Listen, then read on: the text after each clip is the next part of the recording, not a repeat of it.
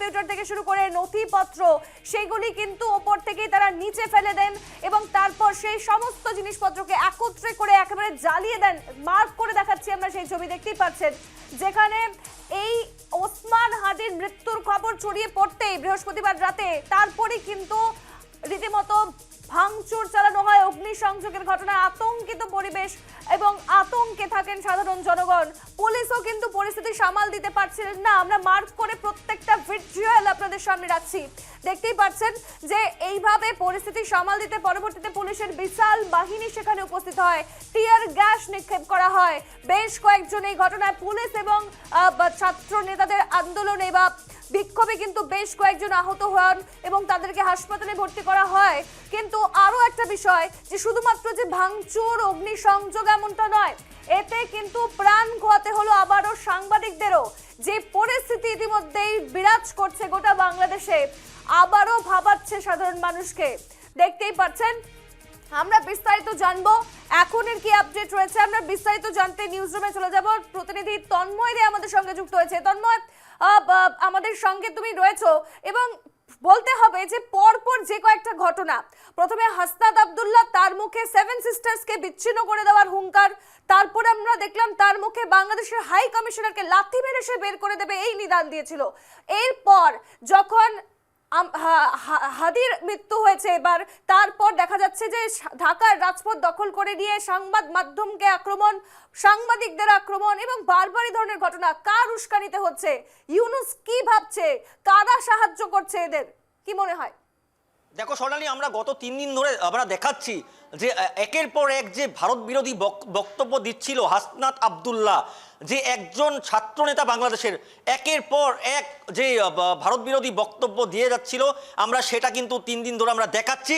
কিন্তু এবার কিন্তু তার থেকেও বড় বেশি কিছু হয়ে গেছে। কারণ এবার বাংলাদেশে হিন্দু যুবককে হত্যা করা হচ্ছে। আবার শুরু হয়েছে বাংলাদেশে হিন্দুর উপরে আক্রমণ। আর কাল রাত থেকে কিন্তু বাংলাদেশের রাজপথে দেখা যাচ্ছে যে তাণ্ডব লীলা শুরু করেছে, সেই তাণ্ডবে কিন্তু দেখা যাচ্ছে যে হিন্দু যুবককেও হত্যা করা হচ্ছে। আর এখন আমি একটা কথা বলবো যে কট্টর ভারত বিরোধী যে পাকিস্তানপন্থী যে মৌলবাদী নেতা উসমান হাদিরকে মৃত্যু হয়েছে, উসমান হাদিরকে হত্যা করা আছে। আর তারপরে তার যে সমর্থকরা আছে বা তার যে অনুসারীরা আছে, তারা কিন্তু এই তাণ্ডব সৃষ্টি করেছে বাংলাদেশের রাজপথে। আর একের পর এক যে ভাঙচুর বা একের পর এক হামলা তারা চালাচ্ছে। আর সবচেয়ে বড় কথা, দেখো কত সাহস পেল ভারতের হাই কমিশনারের যে কার্যালয় বা ওনার যে বাসভবন, সেখানেও কিন্তু আক্রমণ চালানো হয়েছে। এত সাহস কোথার দিকে পেল ভারতের হাই কমিশনের উপরে আক্রমণ করার? দেখো আবার শুরু হয়েছে বাংলাদেশে। এখন আমি একটাই কথা বলবো, বাংলাদেশে বেছে বেছে হিন্দুদেরকে কিন্তু এখন হত্যা করা হচ্ছে। বাংলাদেশে হিন্দুদের উপরে কিন্তু এখন নির্যাতন আবার শুরু হয়েছে। আর এটা কার ছত্রছায়ায়? সবাই জানে যে মোহাম্মদ ইউনূসের প্রশ্রয়। মোহাম্মদ ইউনূস সব জেনে শুনেও কিন্তু চোখ কান বন্ধ করে আছে। মোহাম্মদ ইউনূস সবকিছু দেখেও কিন্তু চুপ হয়ে আছে। এই কথা আমি না, এই কথা ভারতের লোক না, এই কথা বাংলাদেশের লোকরা বলছে, বাংলাদেশের হিন্দুরা বলছে।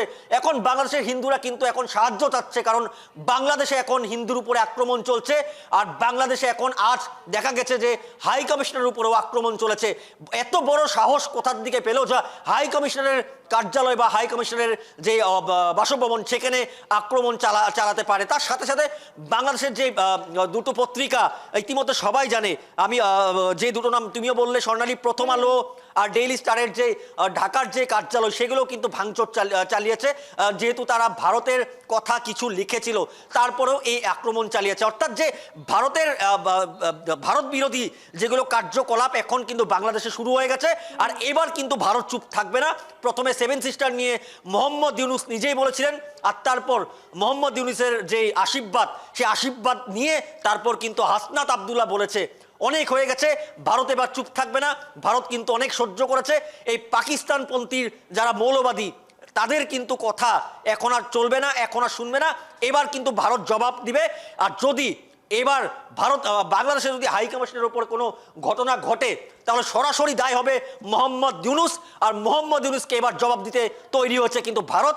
ইতিমধ্যে আমরা যে তথ্য পেয়েছি, ভারতের যে আমি বলবো ভারতের যে হাই কমিশনের উপর আক্রমণ হয়েছে তারপরে কিন্তু ভারত কিন্তু একটা স্টেপ কিন্তু আগ বেড়েছে, একটা স্টেপ কিন্তু আগে দিয়েছে।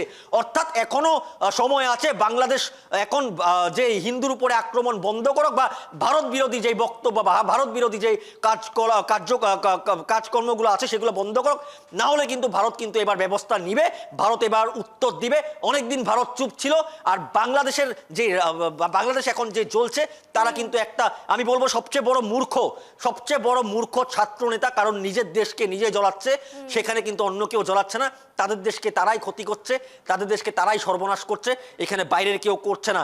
আর একমাত্র মোহাম্মদ ইউনূসের যে আশীর্বাদ তাদের উপরে আছে, সেই আশীর্বাদ আর মোহাম্মদ ইউনূস যে প্রশ্রয় দিচ্ছে তার জন্যই কিন্তু আজ বাংলাদেশ চলছে। আর সেটা কিন্তু তাদেরই ভুল, তাদেরই ক্ষতি, সেটা কিন্তু তারা বুঝছে না। শুধুমাত্র বাংলাদেশের নাগরিকদের এখন বিপদের সম্মুখীন হবে, বাংলাদেশের নাগরিকরা এখন রাস্তার মধ্যে এসে যাবে, কারণ তাদের দেশ কিন্তু এখন সম্পূর্ণ শেষ করতে চলছে এই হাসনাত আবদুল্লাহর মতন একজন ছাত্রনেতা আর মোহাম্মদ ইউনূসের মতন উপদেষ্টা। ইতিমধ্যে এখন যে খবর আমাদের হাতে আসছে, বাংলাদেশ কিন্তু এখনো অশান্ত, বাংলাদেশের প্রতিটা রাস্তাঘাটে কিন্তু এখনো আগুন জ্বলছে, প্রতিজনের উপরে হামলা হচ্ছে, বিশেষ করে হিন্দুদেরকে বেছে বেছে সেখানে হত্যা করা হচ্ছে। আর এই হত্যা কিন্তু এবার ভারত মেনে নেবে না, এবার কিন্তু ভারত জবাব দিবে, এবার মোহাম্মদ ইউনূসকে জবাব দিবে, এবার হাসনাত আবদুল্লাহকে জবাব দিবে, যদি এখন না শুধরায় বা এখনো সময় আছে যে এই যে কাপুরুষের কাজগুলো সেগুলো বন্ধ করতে হয়। আমি বারবার বলছিলাম, আমরা গত 3 দিন ধরে বলছি আমরা যে ভারত বিরোধী যে বক্তব্য দিচ্ছে, তারপরেও কিন্তু ভারত চুপ আছে।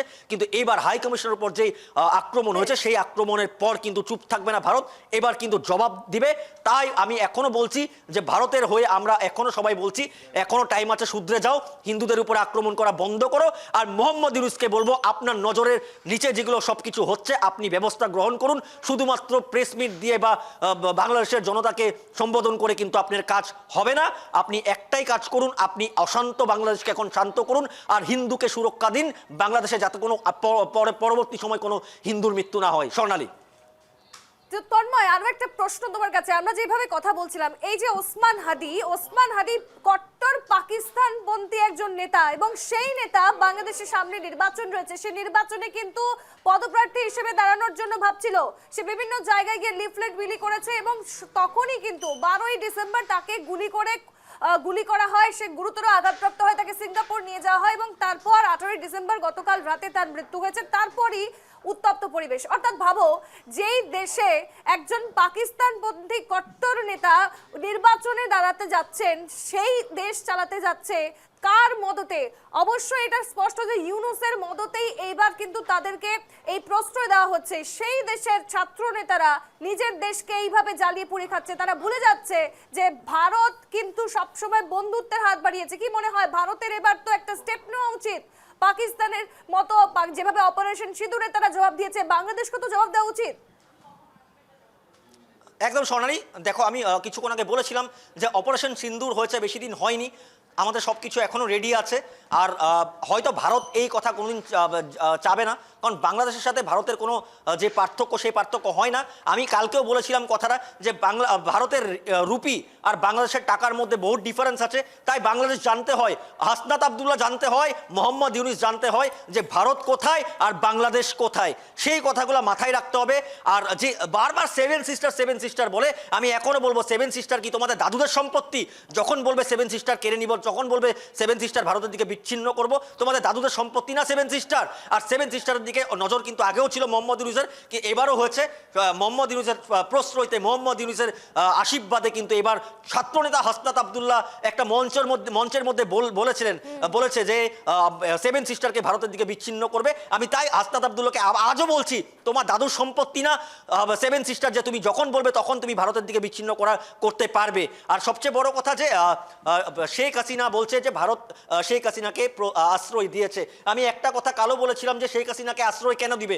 যদি পাসপোর্ট, যদি ভিসা থাকে, যদি ট্যুরিস্ট ভিসা থাকে তোমার কাছে, যদি যে কোনো জব ভিসা থাকে তোমার কাছে, মেডিকেল ভিসা থাকে, তাহলে হাসনাত আবদুল্লাহর মতন এই ছোট লোকও কিন্তু ভারতে থাকতে পারবে। সেটা ভারত সরকার কেন আটকাবে? সেটা কেউ আটকাতে পারবে না, কারণ ভিসা নিয়ে প্রপার লিগেলি ভারতে থাকতে পারে।